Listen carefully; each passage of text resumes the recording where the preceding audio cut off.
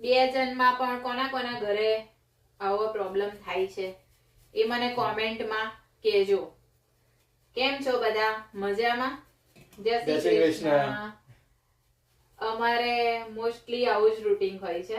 હું કઈક બ્રેકફાસ્ટ બનાવતી હોય અને દઉં ચા બનાવતા હોય નહીં.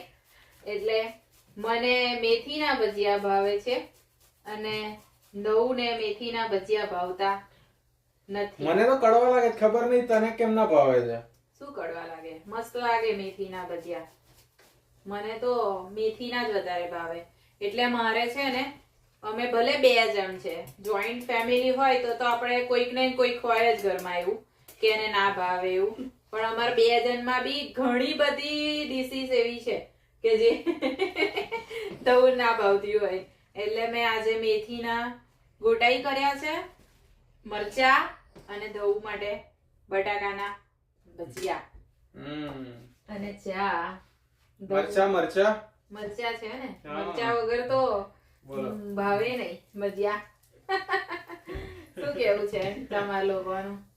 ચલો, જેને ચા પીવી હોય દઉંના હાથની ને મારા હાથના ભજીયા ખાવા હોય એ આવી જજો કેનેડા.